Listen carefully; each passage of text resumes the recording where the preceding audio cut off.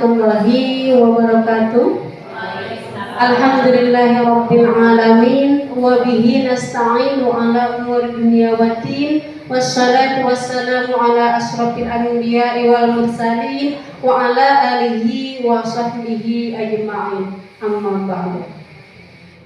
Puji dan syukur kita panjatkan kehadirat Allah Subhanahu wa taala yang mana berkat kudrat dan iradatnya alhamdulillah saat ini kita bisa berkumpul dalam acara diseminasi modul 1.4 budaya positif yang akan disampaikan oleh calon guru penggerak angkatan 9 Kabupaten Tasikmalaya. Yang mudah-mudahan perkumpulan kita saat ini mendapatkan ridho dari Allah Subhanahu wa taala. Amin.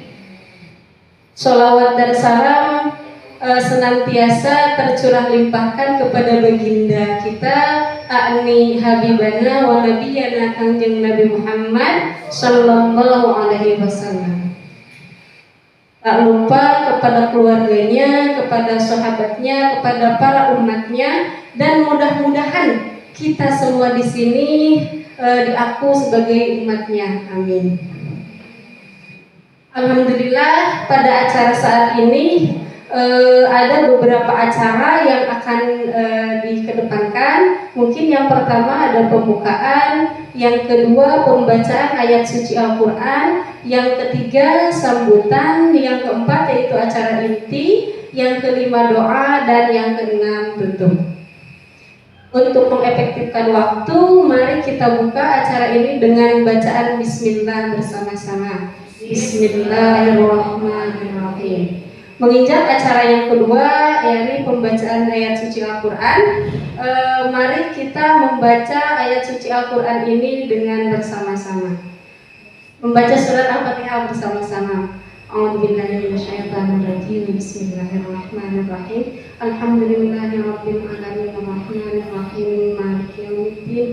Iyyaka na'budu wa iyyaka nasta'in. Ihdinas siratal mustaqim. Siratal ladzina an'amta 'alaihim ghairil maghdubi alaihim waladdallin.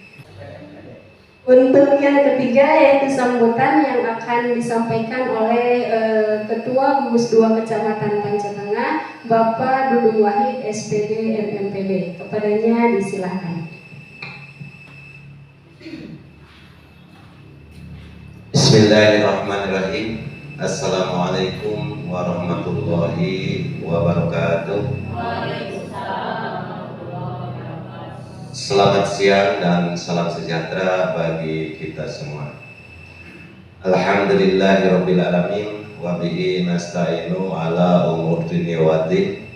Wassalatu wassalamu ala asrofil anbiya'i wal mursalin wa ala alihi wa sahbihi ajmain. Allahumma subhanaka la ilma lana illa ma 'allamtana innaka antal alimul hakim. Rabbis sholli sadri wa yassirli amri wahlul 'uqdatam min lisani yafqahu qawli. Amma ba'du. Yang pertama, yang paling utama, marilah kita panjatkan puji syukur kepada Ilahi Rabbi bahwasanya pada siang ini kita bisa berkumpul dalam rangka diseminasi modul 1.4 tentang budaya positif yang insya Allah nanti akan dijabarkan atau dipaparkan oleh CGP, yaitu oleh Ibu Happy Depiani SPDI. Salawat beserta salam mudah-mudahan terlimpah curahkan kepada junjungan kita Nabi besar Muhammad Sallallahu Alaihi Wasallam, kepada keluarganya, sahabatnya. Mudah-mudahan kita termasuk umatnya dan mendapat syafaat dari beliau. Amin ya rabbal alamin. Yang kami hormati Bapak dan Ibu Kepala Sekolah yang saat ini menjadi peserta seminar dalam rangka diseminasi di wilayah Gugus 2 Kecamatan Pancatengah Kabupaten Tasikmalaya, yang saya hormati Bapak Ibu dari SDN Bayu Asih, juga Bapak Ibu guru dari SDN Sindang Reret, juga Ibu dan guru dari SDN Panca Tengah, yang pada kesempatan yang berbahagia ini kita bisa berkumpul dalam rangka menimba ilmu tentang apa itu budaya positif, yang insya Allah nanti kita akan menerima paparan dari pemateri sebagai guru penggerak. Pada kesempatan yang berbahagia ini, bahwasanya salah satu program dari pemerintah tentang peningkatan mutu pendidikan, diantaranya salah satunya yaitu melalui CGP, yaitu calon guru penggerak.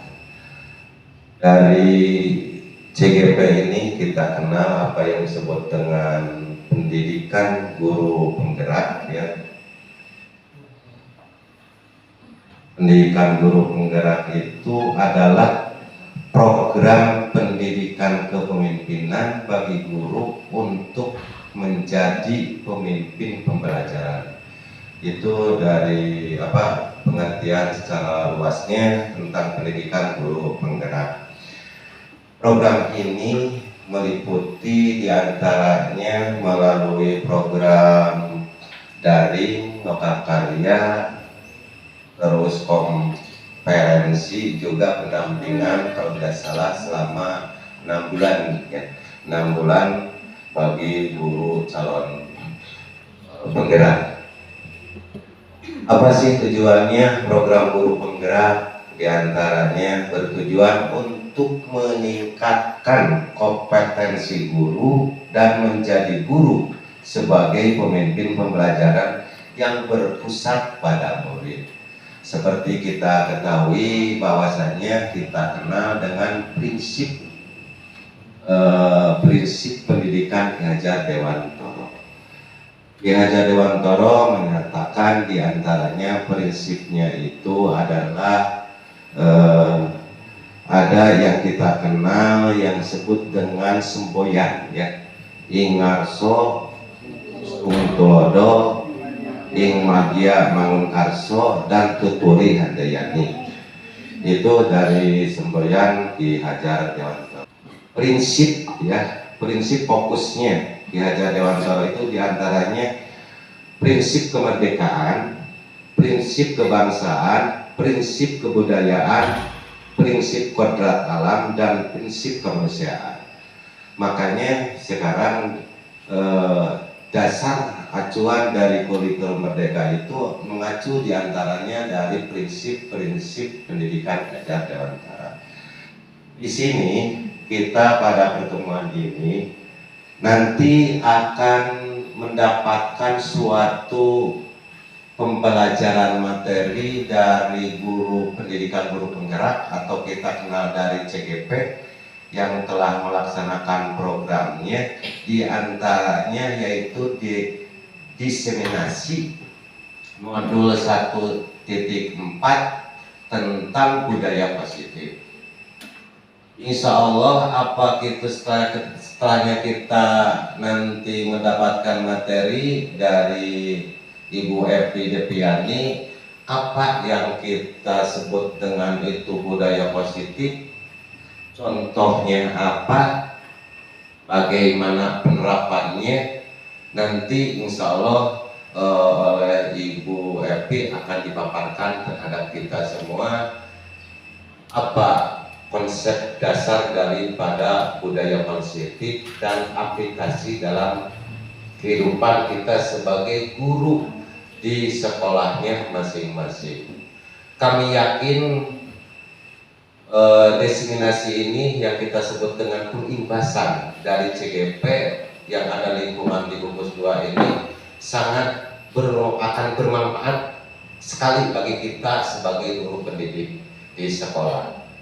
nanti yang kami harapkan setelahnya mengikuti pengimbasan tentang modul 1.4 ini, kita bisa melaksanakan sebagai pemimpin pembelajaran baik di kelas atau di sekolahnya masing-masing. Itu harapan dari kami, dan kami ucapkan terima kasih kepada Ibu Epi Depiani yang bersedia untuk memberikan berbagi pengalaman selama dia menjadi CGP atau selama mengikuti pelatihan pendidikan guru penggerak, sampai sekarang sudah masuk kepada modul 1.4.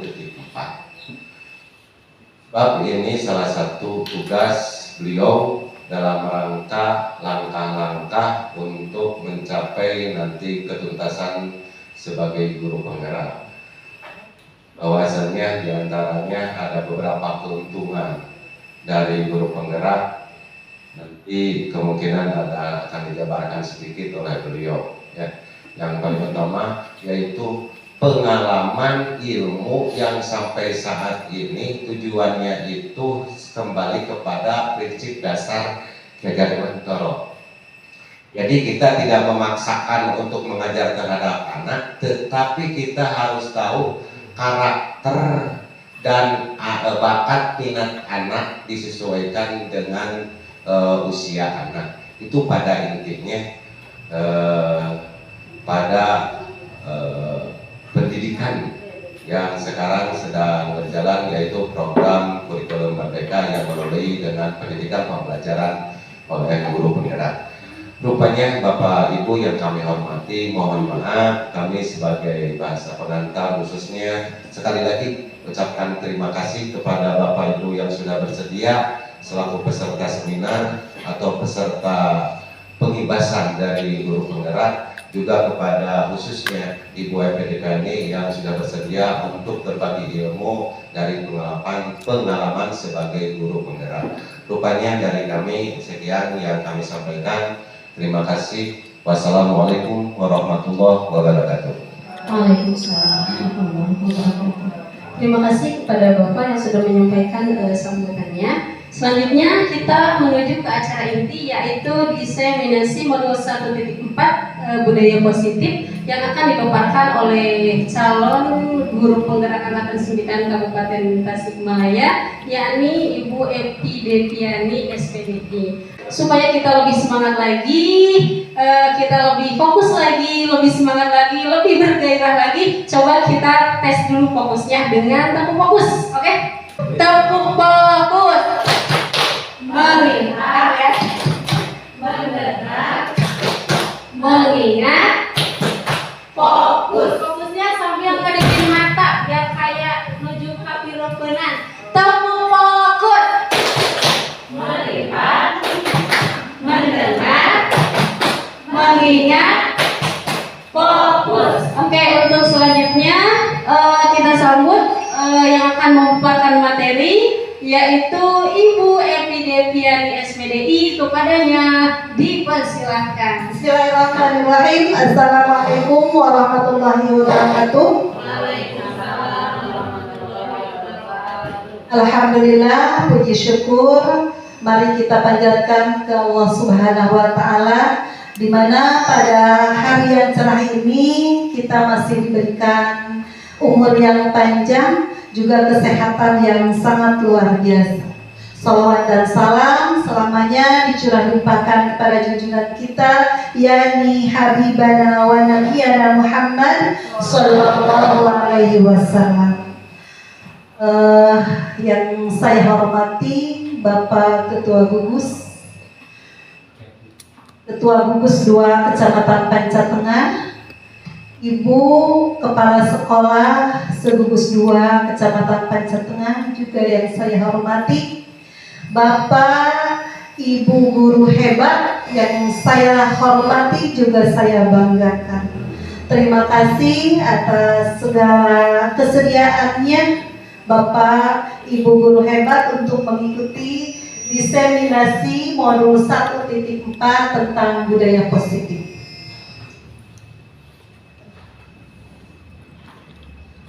Selamat datang Bapak Ibu guru hebat. Pada kesempatan ini kita akan membuat kesepakatan bersama. Yang pertama adalah kita manfaatkan waktu dan saling berbagi waktu. Yang kedua, buka hati dan pikiran untuk bersama-sama belajar. Yang ketiga, mengangkat tangan apabila ingin berbicara atau berpendapat. Dengan kesepakatan ini, apakah Bapak Ibu guru hebat sepakat dengan kesepakatan kita bersama ini? Ya. Mungkin ada yang mau ditambahkan atau cukup? Cukup. Terima kasih. Tidak boleh merokok. Tidak boleh merokok? Atau boleh-boleh saja supaya tidak mengantuk. Untuk selanjutnya, agenda hari ini yang pertama adalah kita akan membahas tentang disiplin positif dan nilai-nilai kebajikan universal. Yang kedua adalah tentang teori motivasi, hukuman, dan penghargaan juga restitusi. Yang ketiga akan membahas keyakinan kelas. Yang keempat, kebutuhan dasar manusia dan dunia berkualitas. Yang kelima, restitusi 5 posisi kontrol sebagai guru. Dan yang keenam adalah restitusi segitiga. Itu yang kita akan bahas pada kesempatan ini. Sebelum pada materi, saya akan mencoba fokus ke Bapak Ibu guru hebat semua. Perhatikan gerakan dan ucapan saya. Bisa berdiri semua.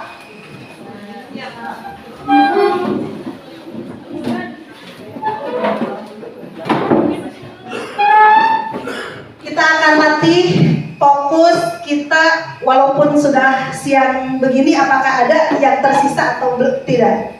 Apabila saya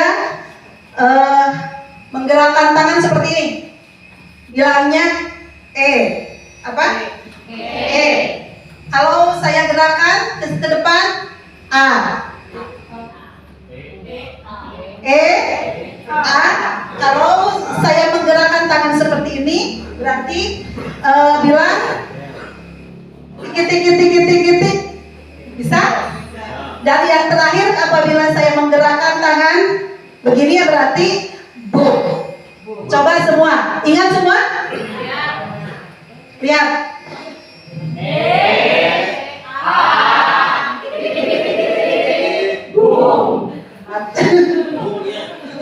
Boom.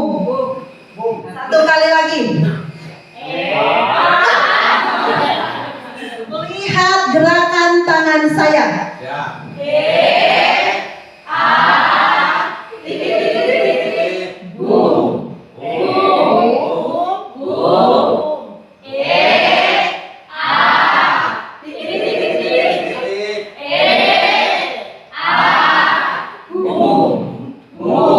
Terima kasih Bapak Ibu guru hebat.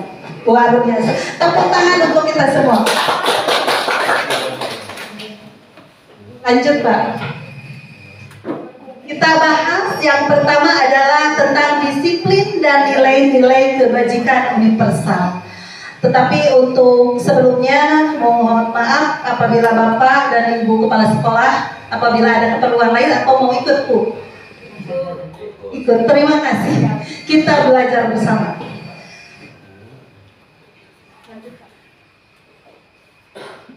Di sini ada perubahan paradigma belajar kita. Di sini ikuti kegiatan seperti ini. Kita akan mengepalkan tangan kita di depan semua. Kepal tangan kita, kepal dengan kuat. Bayangkan di kepalan kita ada sesuatu yang sangat berharga. Di kepalan kita itu ada sebuah mutiara. Terus yang satu lagi teman kita yang mengepal satu orang dan yang lain tidak mengepal, atau sama mengepal tapi memberikan rujukan kepada yang mengepal untuk membuka tangan kita. Coba lakukan. Tapi Tapi di kepala kita yang di kepala itu ada sesuatu yang sangat berharga. Buka mual, suntik itu. Kan di tangan kita yang di kepala adalah sesuatu yang berharga.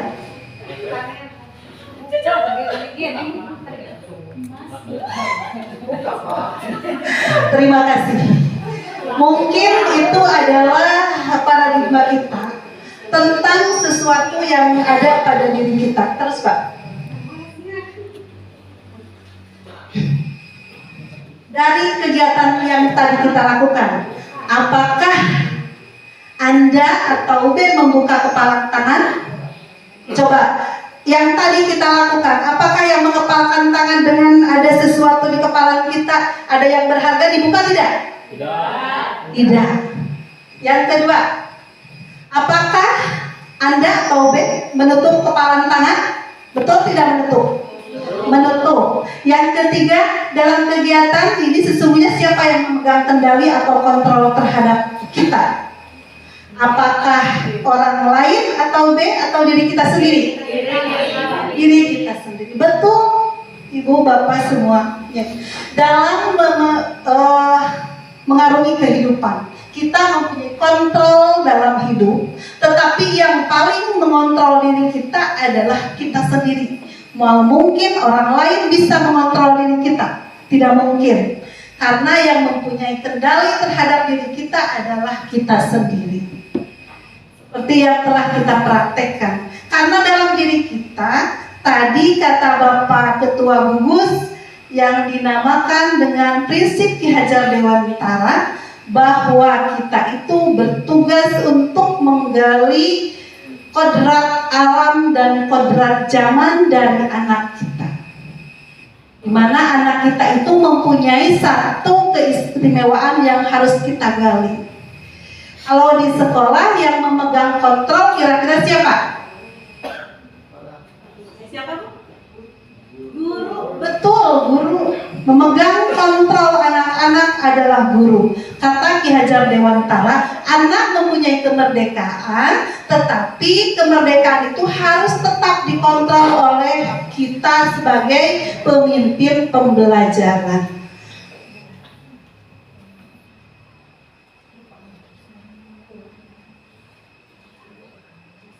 Lanjut Pak.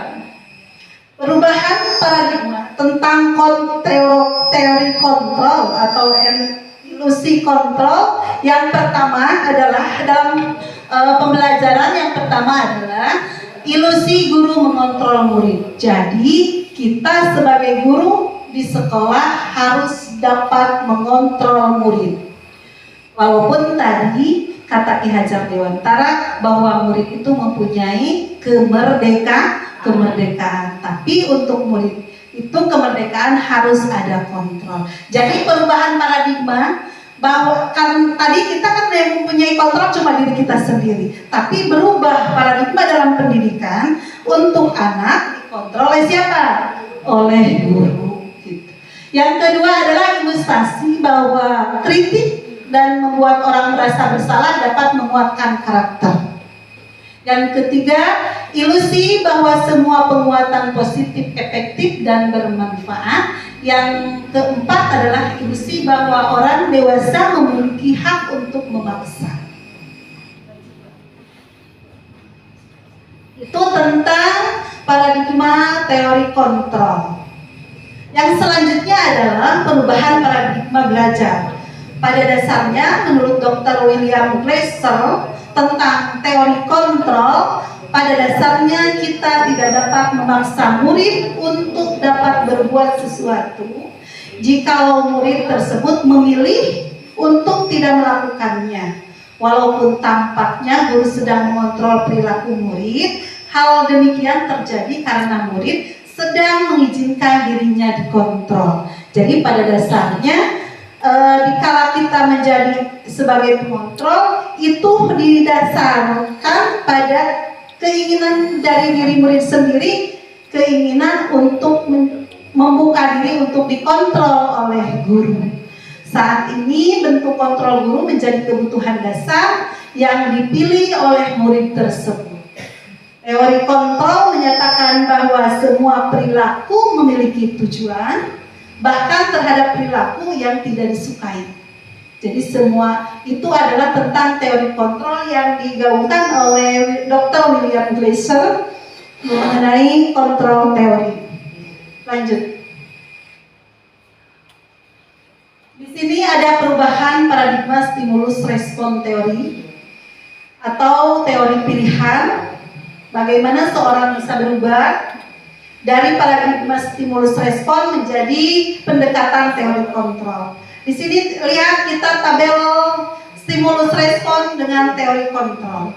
Jadi kita harus mempunyai posisi, nanti akan dibahas tentang posisi guru. Yang harus kita miliki adalah sesuai dengan teori kontrol, sebagai guru itu harus menjadi sebagai pengontrol. Kalau hanya menjadi stimulus respon, realitas kebutuhan kita sama. Namun saurna teori kontrol mah realitas kebutuhan kita itu berbeda. Betul tidak? Sama atau tidak kebutuhan kita? Tidak, berbeda. Yang kedua, semua orang melihat hal yang sama. Menurut teori kontrol, semua orang memiliki gambaran berbeda. Betul tidak? Kadang memandang satu hal saja kita akan mempunyai pandangan atau gambaran yang berbeda-beda antara si A dan si B. Yang ketiga, kita mencoba mengubah orang agar berpandangan sama dengan kita. Kalau menurut teori kontrol, kita berusaha memahami pandangan orang lain tentang dunia. Kalau menurut stimulus respon, bahwa kita mencoba orang itu agar berpandangan sama terhadap kita. Betul atau salah? Kita itu dipandang baik ya, terus sama siapapun. Betul atau salah? Salah. Tapi yang betul adalah kita berusaha memahami pandangan orang lain tentang dunia. Kita yang harus berusaha memahami pandangan orang lain. Ini hubungannya dengan kita menerapkan pendidikan di sekolah kepada anak. Jangan sampai kita menyamaratakan memandang anak seperti itu. Ibaratnya anak semua sama di hadapan kita itu mempunyai tingkat kecerdasan yang sama, padahal berbeda-beda. Yang selanjutnya, orang lain bisa mengontrol saya, hanya Anda yang bisa mengontrol diri. Betul? Betul, orang lain tidak bisa mengontrol, hanya diri kita. Saya bisa mengontrol orang lain, Anda tidak bisa mengontrol orang lain. Betul? Betul, kita tidak bisa mengontrol orang lain, hanya kita mengontrol diri kita sendiri. Pemaksaan ada pada saat bujukan gagal. Kalau menurut teori kontrol, kolaborasi dan konsensus menciptakan pilihan-pilihan baru. Itu modal berpikir menang atau kalah. Kalau menurut teori kontrol, model berpikir menang. Jadi kepada anak, ulah sahur di Sunda mah kumeong memang macoknya, tapi harus diberikan kita menang, walaupun bukan tujuan. Coba, apa yang terlintas di pikiran Bapak Ibu tentang disiplin? Mentaati aturan, betul. Apalagi siapa lagi? Selanjutnya Pak.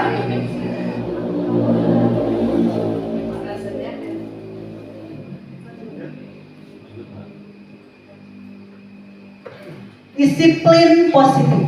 Yang kita bahas adalah disiplin positif. Menurut Ki Hajar Dewantara, dalam budaya kita, makna disiplin itu dimaknai menjadi sesuatu yang dilakukan seseorang kepada orang lain untuk mendapatkan kepatuhan, atau kata Ibu Dewi, mentaati. Betul, kepatuhan kita cenderung menghubungkan kata disiplin dengan ketidaknyamanan. Pasti kalau ada kata disiplin, ada sesuatu yang merasa tidak nyaman, karena disiplin biasanya diawali dengan keterpaksaan. Betul sekali Bu Haji, disiplin biasanya diawali dengan keterpaksaan. Betul. Lanjut Pak. Menurut Ki Hajar Dewantara mengenai tadi merdeka, bahwa pembelajaran di sekolah kita harus memberikan kemerdekaan kepada anak. Apa itu merdeka? Menurut Ki Hajar Dewantara, yang dimaksud dengan merdeka dalam pembelajaran tidak hanya terlepas dari perintah, akan tetapi juga cakap buat untuk memerintah diri sendiri. Jadi anak itu diberikan kebebasan untuk memerintah diri sendiri, juga memerintah orang lain. Tapi tadi ingat bahwa dalam pendidikan kemerdekaan harus ada kontrol dari seorang pemimpin pembelajaran.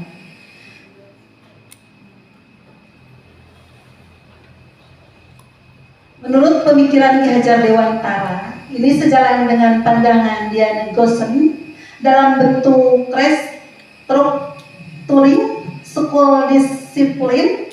Diana menyatakan bahwa arti dari kata disiplin berasal dari bahasa Latin, yaitu disiplin, yang artinya belajar.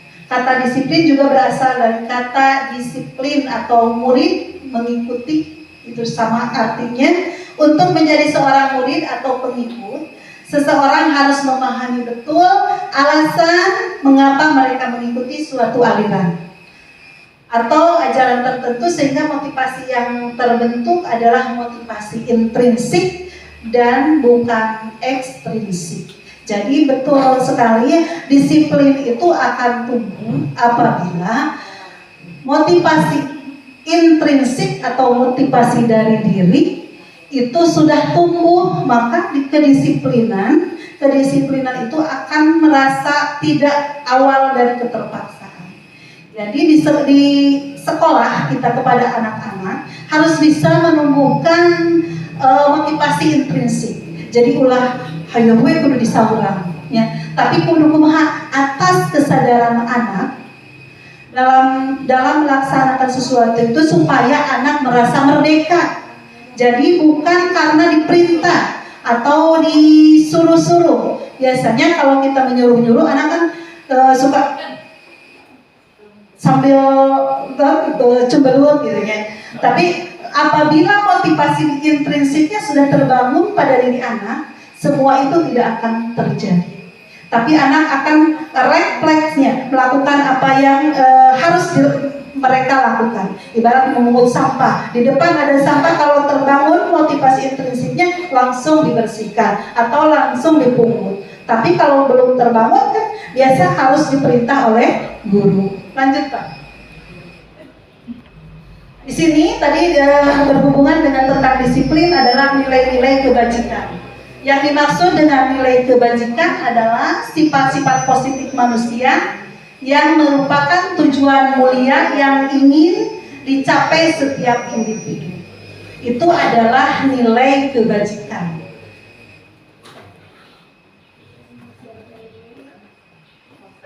Apa saja yang dimaksud dengan nilai kebajikan?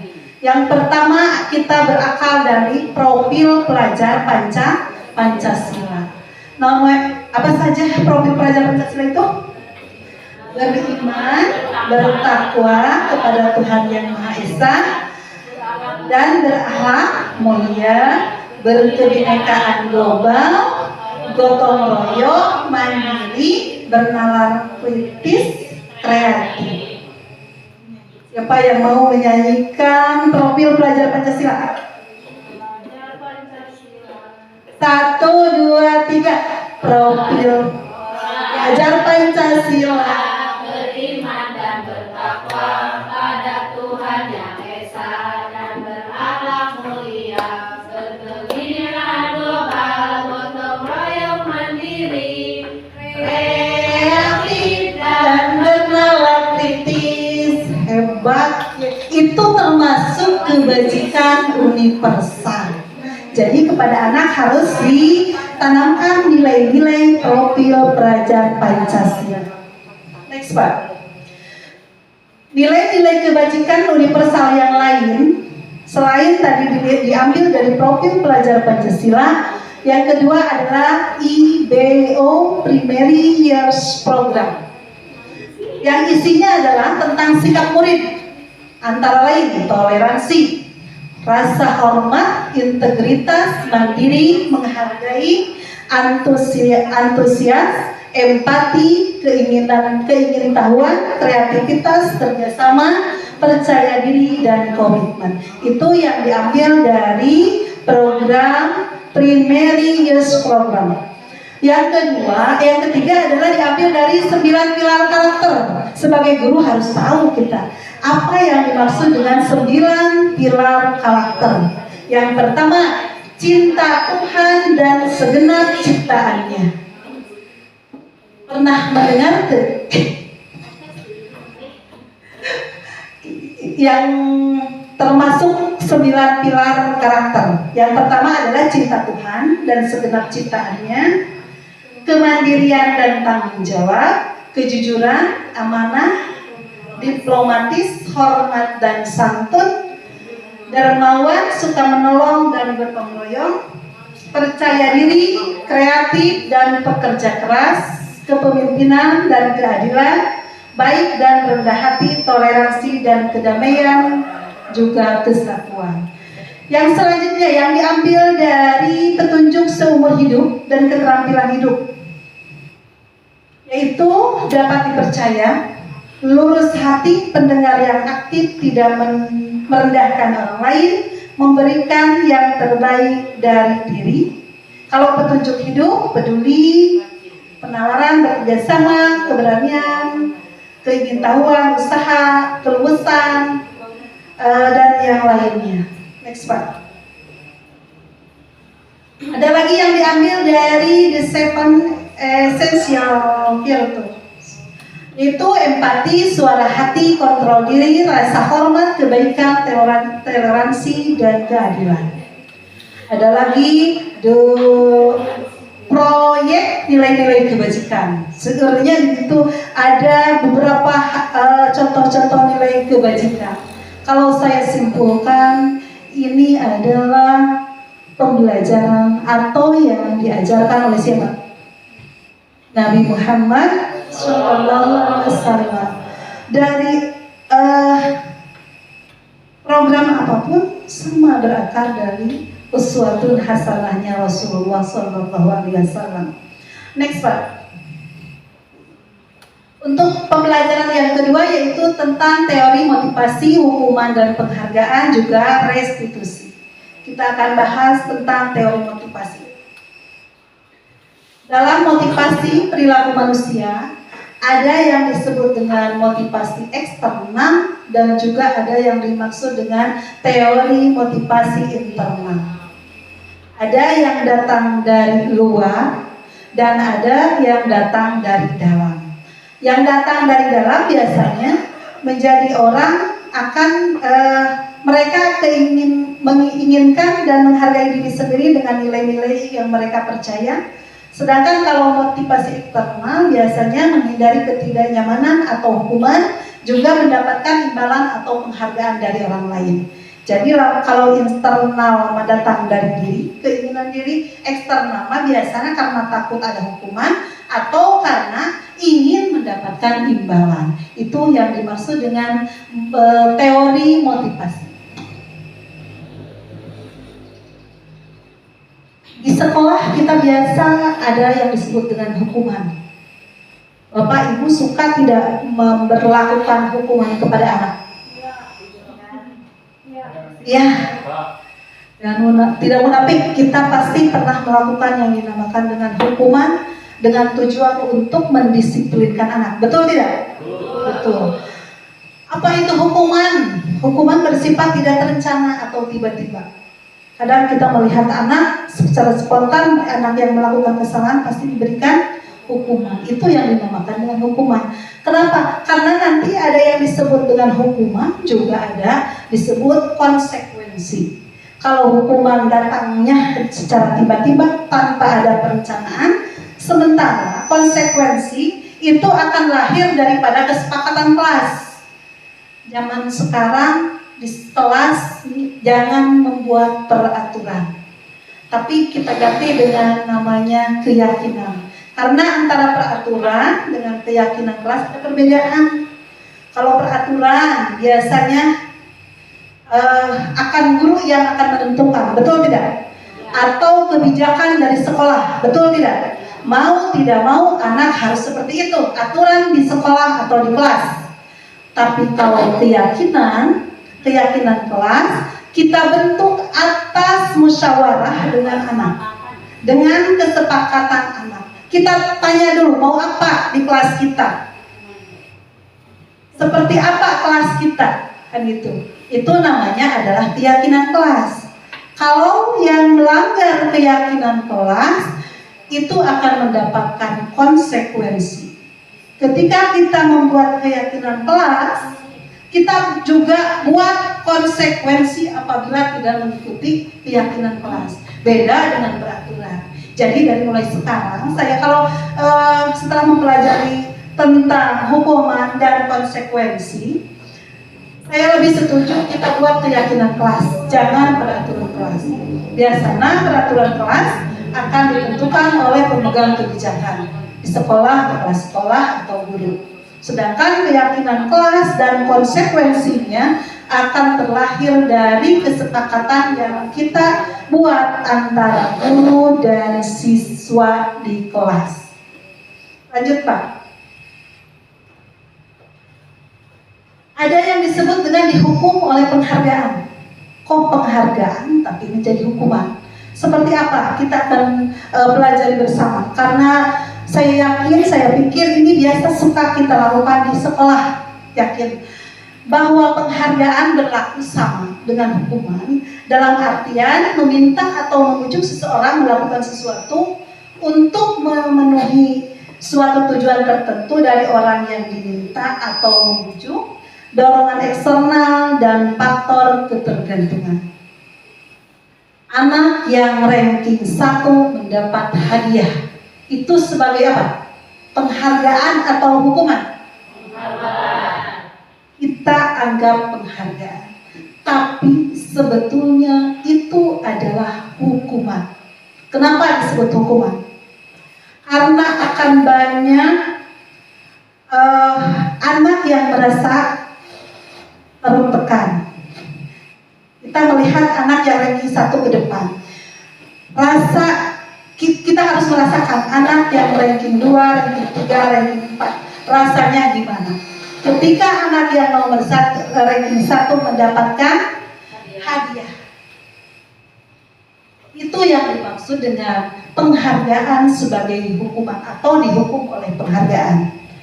Atau anak yang menjadi juara ikut kegiatan lomba atau itu sama bisa menjadikan sebuah hukuman apabila diberikan kepada anak tersebut dalam posisi diumumkan kan, tapi orang terbiasa kebanggaan, padahal itu akan menjadikan hukuman. Juga bisa menghukum anak tersebut yang mendapatkan hadiah bisa sombong, bisa menumbuhkan percaya diri yang berlebih. Itu akan nantinya berdampak negatif untuk kedepannya. Gimana atuh saumur teh upami urang memberikan penghargaan kepada anak yang berprestasi? Sebaiknya kalau menurut teori dihukum oleh penghargaan itu dipanggil secara face to face atau berdua gitu ya. Jadi anak teh dipanggil tidak di depan anak-anak yang lain supaya tidak menjadikan penghargaan itu sebagai hukuman. Itu yang dimaksud dengan dihukum oleh penghargaan. Next Pak.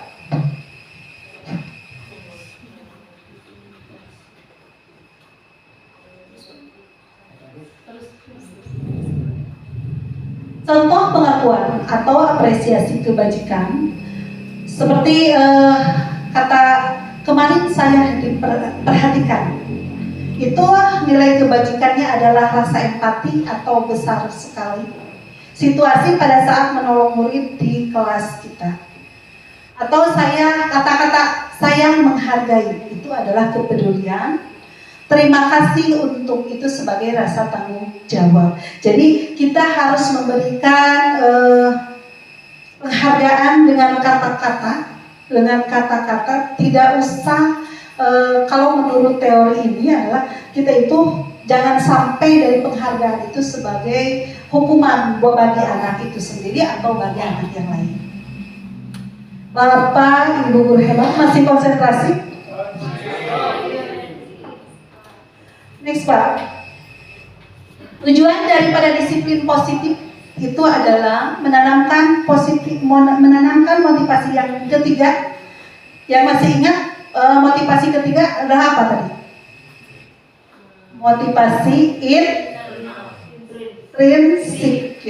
Motivasi intrinsik yang ketiga yaitu untuk menjadi orang yang mereka inginkan dan menghargai diri sendiri dengan nilai-nilai yang mereka percaya. Itu adalah tujuan daripada disiplin.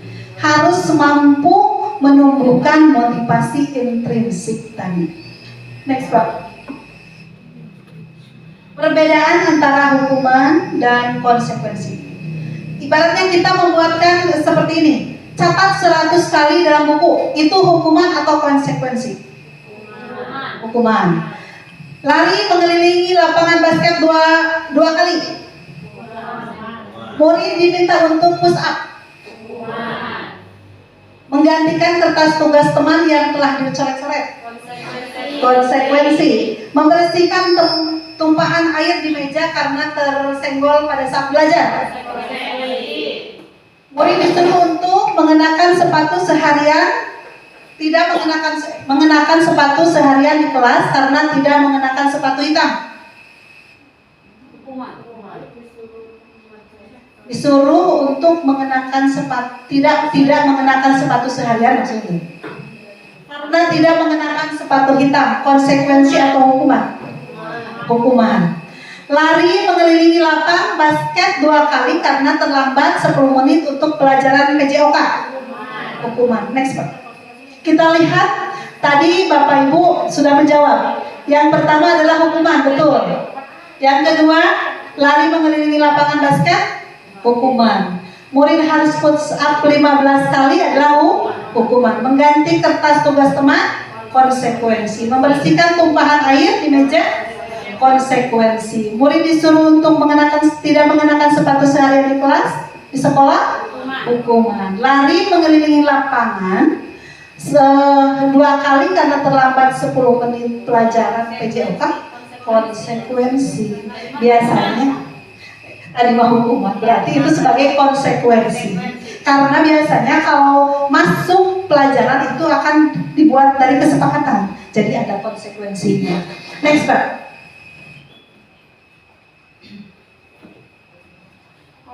Nah, apa itu konsekuensi? Dari tadi kita sebut hukuman konsekuensi. Kalau hukuman tadi datangnya secara tiba-tiba, tidak direncana. Sedangkan yang dimaksud dengan konsekuensi sudah terencana, sudah disepakati, sudah dibahas dan disetujui oleh guru dan murid.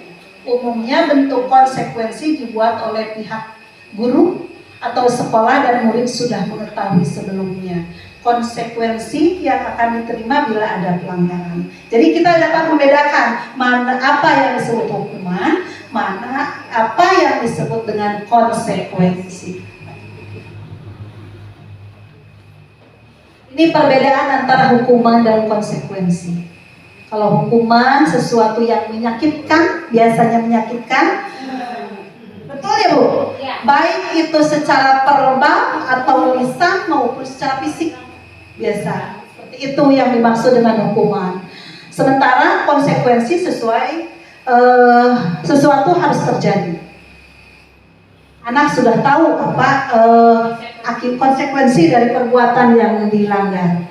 Yang kedua, kalau hukuman membuat anak itu sakit, kalau konsekuensi membuat anak merasa tidak nyaman dalam jangka waktu pendek. Biasanya kalau hukuman, apalagi hukuman berbentuk fisik akan berbekas lama. Ya.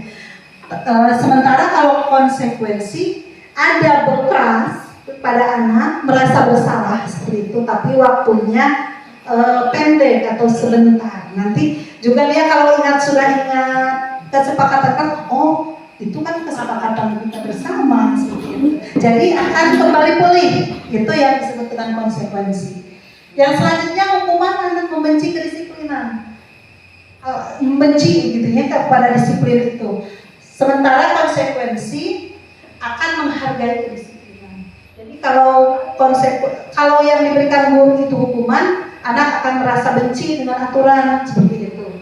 Kalau yang diberikannya adalah konsekuensi, anak akan lebih menghargai peraturan atau kesepakatan yang dibuat. Hukuman bersifat paksaan, sementara konsekuensi adalah stimulus atau tanggapan. Mendorong anak menyakiti diri sendiri itu akibat dari ada hukuman. Bapak Ibu mohon maaf, dari mulai sekarang atau setelah kita mempelajari ini, mohon jangan memberikan hukuman kepada anak karena akan mendorong anak menyakiti diri sendiri, merasa kecewa dengan dirinya seperti itu. Yang konsekuensi mendorong anak agar mudah menyesuaikan diri. Konsep diri yang buruk, kalau hukuman, kalau konsekuensi, konsep dirinya yang baik. Anak belajar untuk menyembunyikan kesalahan, jadi nanti bohong upami kurang dihukum. Jadi anak akan mengeluarkan kata-kata atau melakukan kebohongan untuk menutupi kesalahan. Tetapi kalau konsekuensi, anak belajar untuk mematuhi aturan seperti itu. Merasa bersalah juga akan merasa kalau kita, apalagi kita mempermalukan dengan hukuman perdal atau kata-kata itu akan sangat membekas kepada anak, akan merasa dipermalukan seperti itu, merasa tidak dihargai. Kalau konsekuensi, kehilangan hak, dibuat tidak nyaman, diasingkan untuk sementara waktu. Next Pak.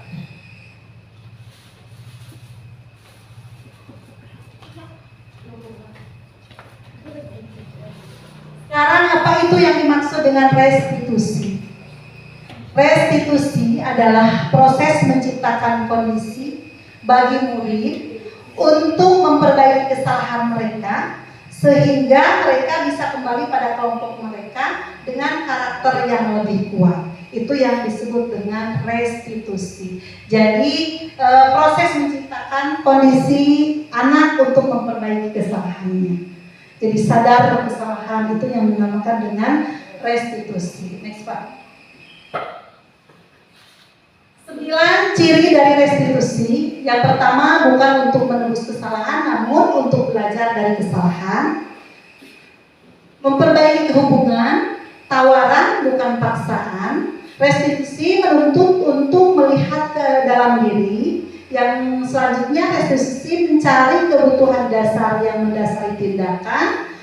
Yang selanjutnya, restitusi diri adalah cara yang paling baik. Restitusi fokus pada karakter bukan tindakan. Restitusi fokus pada solusi. Restitusi mengembalikan murid yang berbuat salah kepada kelompoknya. Ini apabila identitas sebagai guru ada yang kalau menggunakan hukuman berarti guru itu sudah mempunyai identitas sebagai guru yang gagal. Sedangkan kalau guru yang menerapkan konsekuensi dan restitusi ketika anak melakukan kesalahan tidak langsung menghukum tapi melakukan restitusi juga memperlakukan konsekuensi, maka ini terbilang atau mempunyai identitas sebagai guru yang sukses. Enggak, kita mau milih yang gagal sebagai guru atau yang sukses? Ya, sukses lah. Jadi kita dari mulai sekarang harus menerapkan konsekuensi, juga melakukan restitusi dalam menghadapi permasalahan yang ditimbulkan oleh anak. Next Pak. Lanjut Pak. Pembelajaran yang ketiga adalah keyakinan kelas. Dari tadi kita dengar keyakinan kelas. Pertanyaan, mengapa kita harus memiliki peraturan tentang penggunaan helm pada saat berkendara? itu kemungkinan adalah untuk apa? Kita menggunakan helm. Betul. Mengapa kita memiliki peraturan tentang penggunaan masker dan cuci tangan? Alasannya apa? Menjaga kesehatan. Lanjut Pak. Pasti itu. Itu adalah keyakinan. Mengapa tidak peraturan dan mengapa harus keyakinan? Next Pak. Kalau lihat daripada diagram, apa bedanya suruh haji teh antara peraturan dan keyakinan? Yang kita lihat dari diagram ini adalah peraturan kelas. Volumenya gimana? Besar atau kecil? Kecil. Keyakinan kelas agak besar.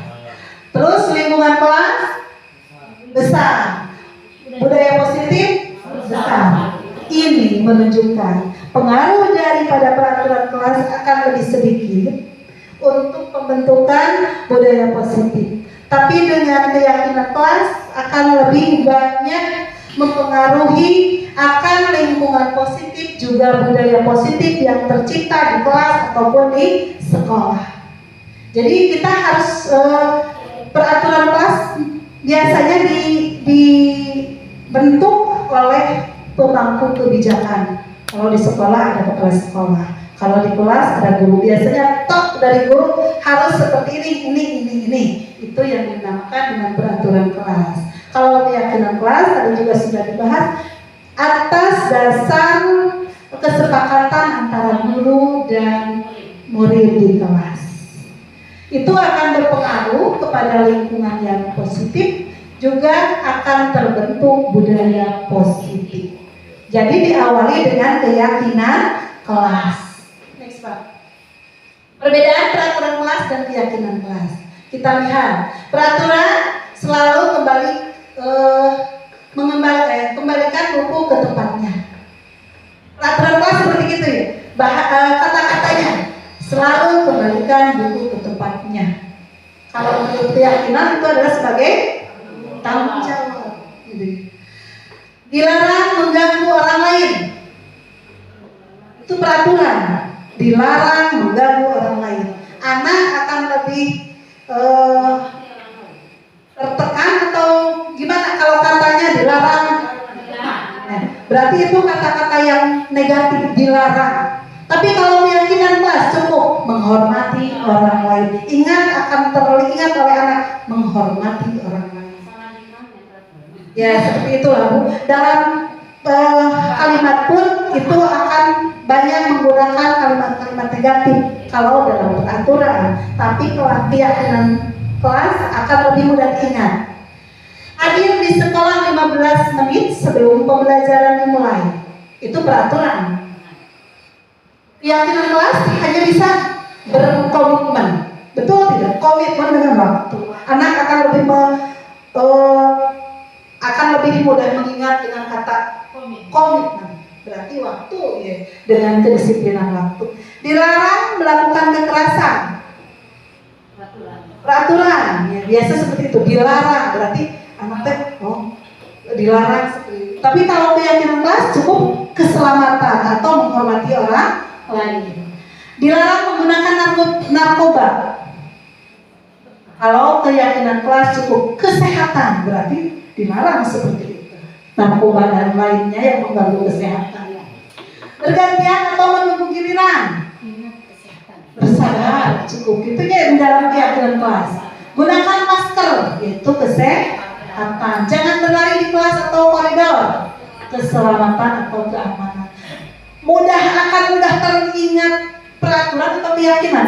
Keyakinan. Yakin.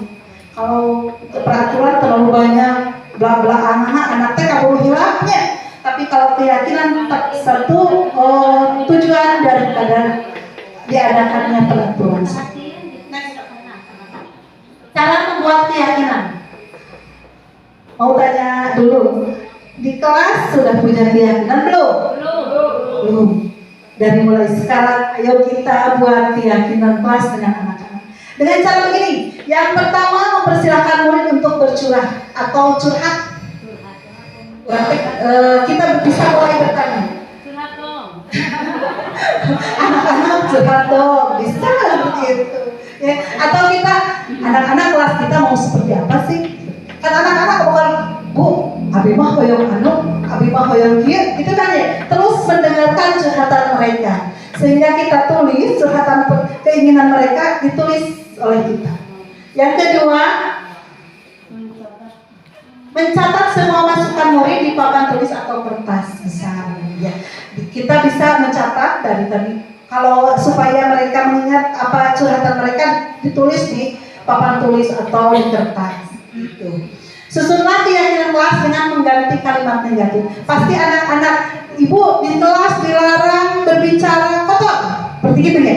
Kan dilarang itu termasuk kata kalimat negatif. Disusun, kurangnya atau ibu saya mau di kelas dilarang makan selama pembelajaran.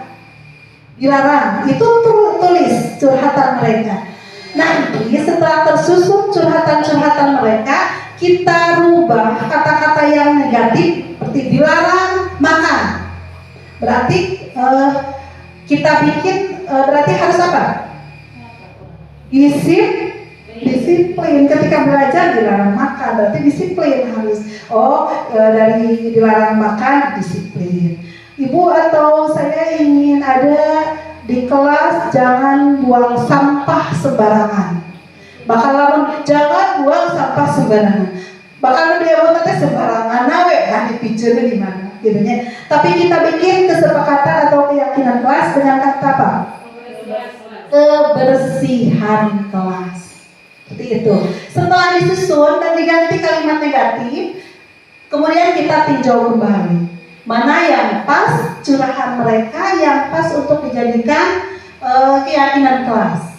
Setelah disusun atau ditinjau, beberapa peraturan disatukan apabila masih ini termasuk kedisiplinan. Ini kedisiplinan, masukkan terlebih dahulu. Setelah dimasukkan terlebih dahulu keyakinan mana yang sama, semua warga kelas meninjau kembali atau menyetujui. Bahkan kita kepada anak-anak suruh menandatangani supaya mereka lebih menarik.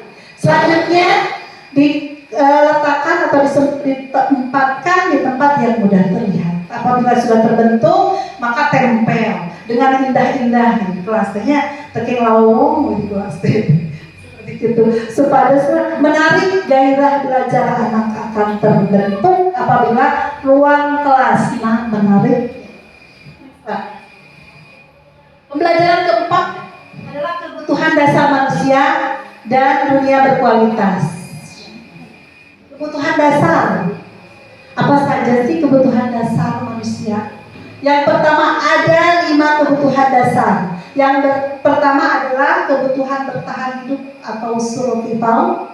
Yang kedua adalah kebutuhan kasih sayang dan rasa diterima, love and belonging. Itu adalah kebutuhan. Yang ketiga adalah kebebasan atau freedom. Yang keempat adalah kesenangan atau fun. Dan kelima adalah penguasaan atau power. Itu adalah 5 kebutuhan dasar manusia. Betul tidak? Kebutuhan hidup. Betul. Ingin dicintai, disayang? Betul. Ingin mendapatkan rasa diterima? Bahkan kesenangan? Tuh, alimnya Pak liwah wae teh yang senang. Itu adalah kebutuhan dasar manusia. Dan penguasaan atau power. Kadang kita ingin mendapatkan penguasaan. Betul tidak? Diakui, tidak diakui, itu adalah kebutuhan dasar manusia. Dari kalau kita lihat dari pernyataan, dia lapar dan orang tuanya tidak membawanya bekal makan siang. Kebutuhan apa? Tahan hidup. Untuk selanjutnya dia merasa senang temannya jadi memperhatikan dia. Berarti kebutuhan kasih sayang. Dia merasa hebat karena temannya jadi takut dengan dia. Kekuasaan. Kebutuhan dia merasa bosan dengan bekal makan yang dibawanya dari rumah karena selalu membawa bekal yang sama. Kebebasan. Dia melakukannya karena iseng atau yang menikmati menikmati ekspresi wajah teman-temannya yang kesal, kesenangan. Itu adalah kebutuhan. Next, Pak. Yang kelima adalah tentang restitusi atau 5 posisi kontrol kita sebagai guru. Kita sebagai guru mempunyai 5 posisi kontrol. Yang pertama adalah penghukum, yang kedua pembuat orang merasa bersalah, yang ketiga sebagai teman, keempat pemantau, dan kelima adalah manajer. Silahkan merenung. Kita dari posisi kontrol yang 5. Next, Pak. Kita sebagai apa? Kalau kita sering mengatakan saya kecewa sekali dengan kamu, berarti kita itu mempunyai posisi kontrol sebagai pembuat orang bersalah. Atau kata-kata seperti ini, kamu tidak pernah benar melakukannya, berarti kita sebagai penghukum. Apakah kamu mau mendapatkan stiker bintang ini? Sebagai pemantau. Bagaimana kamu bisa menyelesaikan masalah ini? Sebagai manajer. Dan yang paling parah, kamu selalu yang paling terakhir sebagai penghukum. Apakah tukang kita lakukan di sekolah atau di kelas?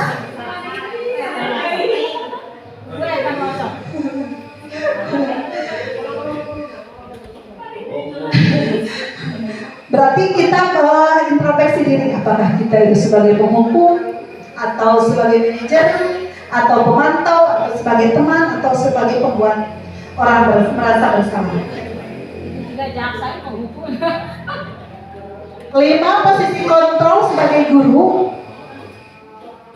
Apabila kita akan dikatakan sebagai guru yang gagal apabila kita mempunyai posisi kontrol sebagai penghukum, pembuat orang merasa bersalah dengan kata-kata seperti ini. Kalau penghukum menghardik, kalau merasa bersalah menceramah. Dikatakan guru sukses apabila mempunyai posisi kontrol kepada murid sebagai teman, juga sebagai pemantau. Dan yang paling berhasil dan yang paling sukses, kita harus menjadi guru sebagai manajer. Berusaha untuk menjadi guru yang sukses. Jadilah teman, jadilah pemantau, bahkan kita harus menjadi seorang manajer. Sekarang adalah restitusi segitiga atau segitiga restitusi. Apa sih maksud dari segitiga restitusi? Gunanya untuk seorang guru apa? Itu pasti kan bertanya dalam diri kita. Segitiga restitusi ini adalah, tadi dikatakan bahwa restitusi itu adalah untuk memecahkan suatu permasalahan. Tadi di atas kan. Jadi segitiga restitusi ini adalah langkah dalam memperbaiki kesalahan anak. Yakin dari modul-modul yang lain 1.1, 1.2, 1.4 lah yang saya rasakan adalah untuk introspeksi sebagai ibu, yakin Bu. Dalam memecahkan permasalahan anak diterapkan dengan segitiga restitusi, di mana segitiga restitusi ini langkah-langkahnya ada 3, maka disebut segitiga restitusi. Yang pertama adalah menstabilkan identitas, yang kedua adalah validasi tindakan yang salah, yang ketiga menanyakan keyakinan kelas. Contohnya seperti anak ada permasalahan pada anak. Ibaratnya kita akan merestitusi anak yang melakukan perkelahian, ibarat seperti itu. Kita jangan sekonyong-konyong ini yang salah atau si A yang melakukan kesalahan dan si B jadi korban. Kita tidak boleh seperti itu. Nanti kalau kita seperti itu, jatuhnya kepada posisi kontrol guru atau kita sebagai penghukum. Tapi dengan menggunakan segitiga restitusi ini, kita bisa, yang pertama adalah memanggil anak yang melakukan kesalahan, atau anak ibaratnya ada yang mengambil atau mencuri, itu kita panggil terlebih dahulu. Yang harus kita tanyakan adalah menstabilkan identitas. Gimana caranya? Seperti gini, dipanggil si anak itu. Ya. Kalau kita menyelesaikan permasalahan, ulah sampai kakung kita termasuk orang yang menghukum langsung ya. Caranya itu harus menggunakan segitiga restitusi. Dipanggil anak itu. Jangan langsung kamu tadi melakukan pencurian ya, seperti itu. Jangan seperti itu. Tapi kita harus menstabilkan identitas anak. Silahkan dulu. Ya, pokoknya tersalah. Si ulang tahun tahu ya, si ramahnya. Ulah sampai anak melihat kita merasa udah takut duluan, seperti itu kan. Terus anak distabilkan dulu identitasnya. Dengan cara tahu tidak atau tahu tidak Ananda adik ibarat ibu panggil ke sini. Itu kan anak akan terasa identitasnya untuk merasa bersalah kan seperti itu. Merasa diakui oleh guru dengan cara kita bertanya lemah lembut. Itu adalah menstabilkan identitas. Adek tahu tidak kenapa ibu mengambil adek di sini? Nah, seperti itu kan pertanyaannya. Udah akan menjawab, si anak tersebut menjawab, apa ya bu? Kenapa ya bu? Seperti itu. Ibu manggil saya. Kan biasanya mengakui seperti itu. Terus kita harus validasi tindakan yang salah. Tadi dengan ibu adek melakukan bertengkar ya dengan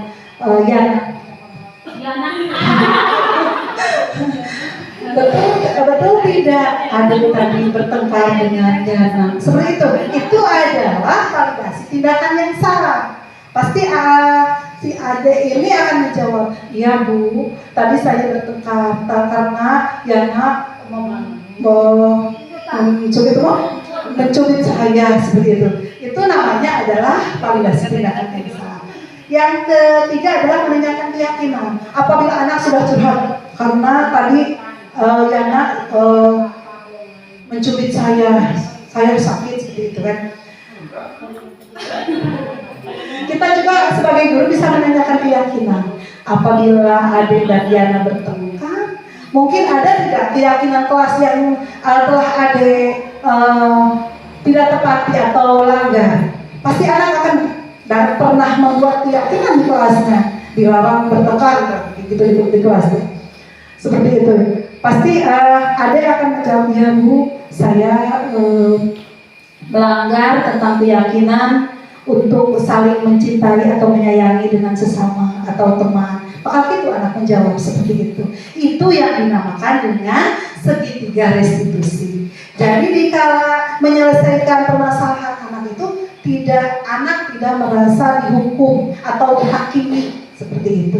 Tapi dengan langkah-langkah segitiga restitusi, anak akan langsung memberikan curhatannya. Kita pun akan mengingatkan anak tersebut akan kesalahannya, juga mengingatkan keyakinan yang telah disepakati. Itu yang dimaksud dengan segitiga restitusi. Dari segitiga restitusi ya tadi langkahnya itu harus menstabilkan identitas, validasi kebutuhan atau validasi tentang kesalahan, terus menanyakan keyakinan. Boleh tidak kita langkahnya dibalik atau tidak berurutan seperti ini? Ya itu restitusi ketika kita mau menyelesaikan permasalahan anak langsung, apa sih keyakinan yang kamu langgar? Bakal budak teh ngejenok apa sih itu teh cenah ngobrolnya seperti gitu. Tapi di segitiga restitusi harus berurutan bu Pak, ketika anak ada permasalahan pada anak, terapkan segitiga restitusi dengan langkah-langkah yang berurutan, yaitu menstabilkan identitas seperti tadi, betul tidak kamu melakukan melakukan apa gitu.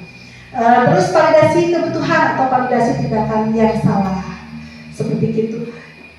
Yang ketiga adalah menanyakan keyakinan karena sudah dibentuk. Harus seperti itu berurutan. Tidak boleh langsung menanyakan keyakinan, tidak boleh, tapi harus berurutan sesuai dengan tahapan-tahapan segitiga restitusi. Next one.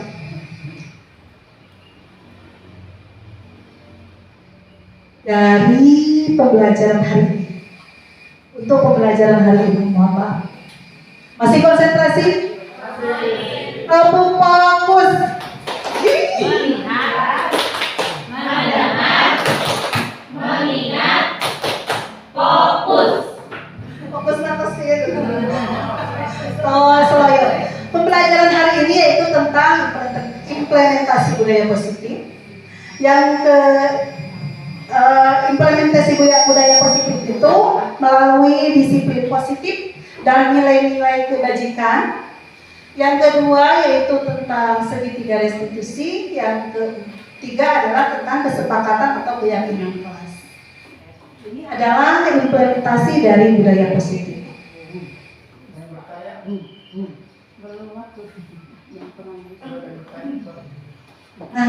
Ada yang mau bertanya? Boleh, Bang. Ada Pak Yana mau bertanya? Assalamualaikum warahmatullahi wabarakatuh. Tentunya beda karena saya termasuk guru tidak umum ya, yang lain mungkin guru umumnya. Ya. Untuk PJO kamu untuk membuat keyakinan kelas, apakah dibuat oleh guru umum atau masing-masing guru mata pelajaran juga membuat keyakinan kelas? Karena memang untuk PJOK itu anak-anak kebanyakan masukin olahraga saja gitu, tidak ada buat teorinya atau gimana. Itu aja Bu, terima kasih. Terima kasih kepada Bapak Yana yang telah memberikan pertanyaan yang luar biasa. Bagaimana kalau guru PJOK atau guru bidang yang jadi sama dengan guru PAI, apakah perlu dibuatkan keyakinan kelas?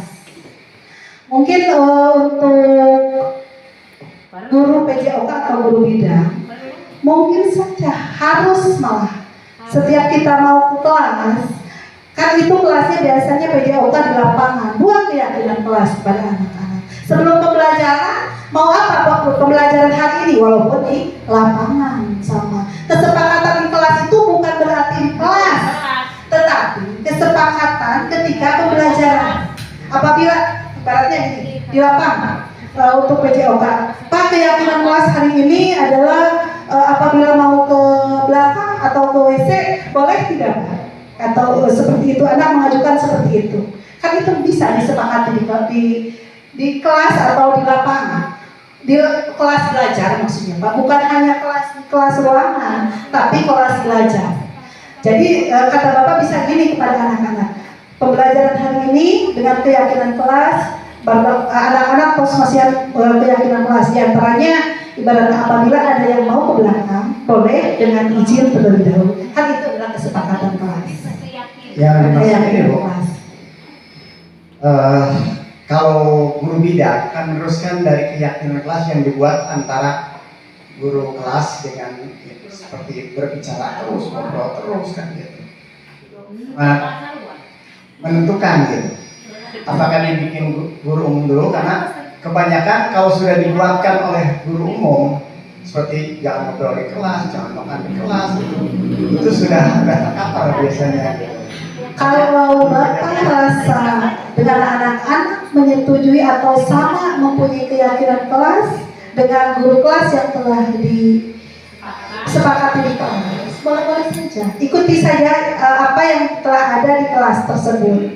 Tapi kalau Bapak mau menambahkan untuk PJOK ketika di lapangan, kan biasa Pak mindset kita atau pikiran kita bukannya ketika kita di kelas yang dinamakan dengan kelas, tapi keyakinan ketika belajar maksudnya.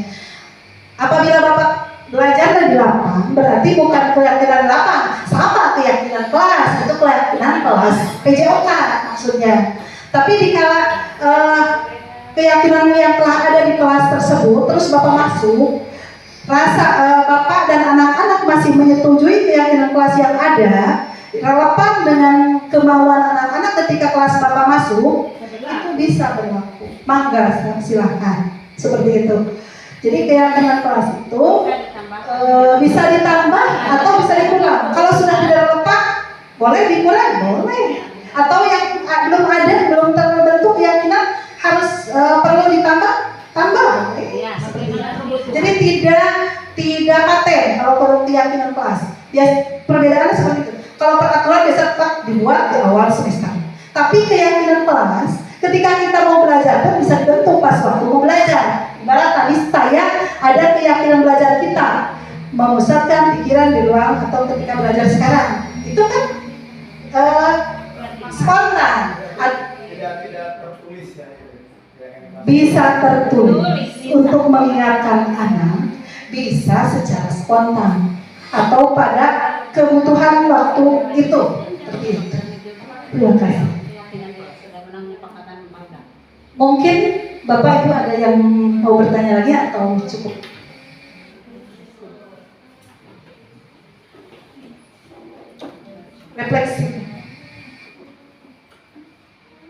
Refleksi dari pembelajaran atau bukan pembelajarannya, sharing hari ini, mungkin hal-hal baru apa yang mengubah paradigma Bapak Ibu semua tentang budaya positif.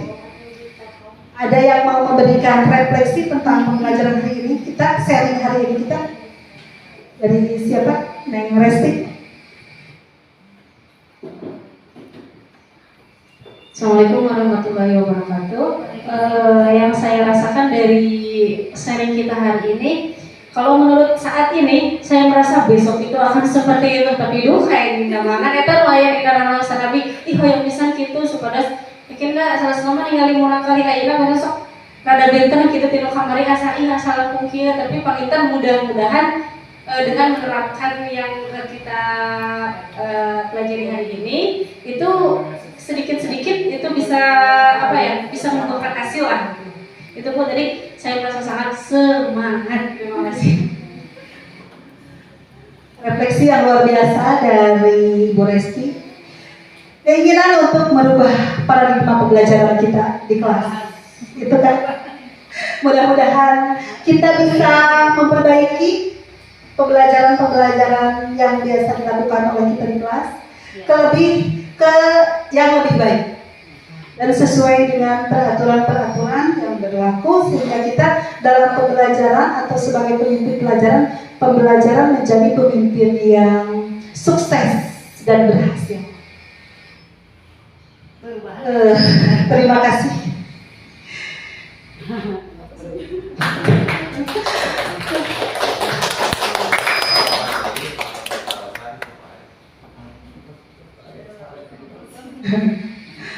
Insya Allah, mudah-mudahan yang terakhir dari saya, mudah-mudahan kita bisa memperbaiki segalanya sebagai pemimpin pembelajaran.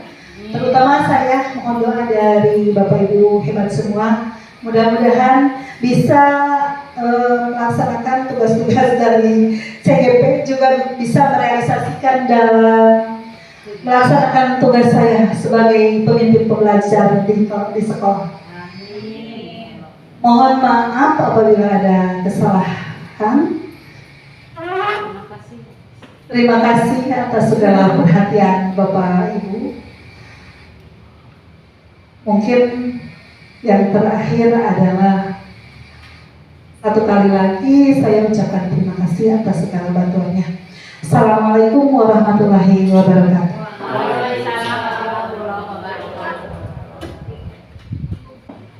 Terima kasih kepada Ibu Epi sebagai calon guru penggerak Angkatan 9 yang telah memaparkan materinya dengan begitu jelas, dengan begitu menggebu-gebu ya.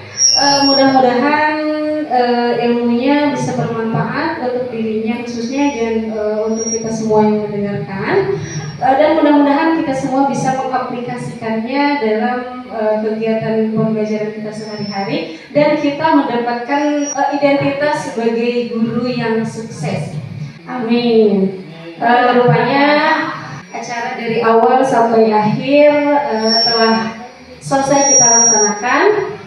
Supaya kegiatan ini menjadi lebih berkah, mari kita berdoa bersama-sama dengan membaca doa Rabbana atina fid dunya hasanah wa fil akhirati hasanah wa qina adzabannar. Saya pamit undur diri, mohon maaf atas segala kesalahan. Wassalamualaikum warahmatullahi wabarakatuh. Waalaikumsalam.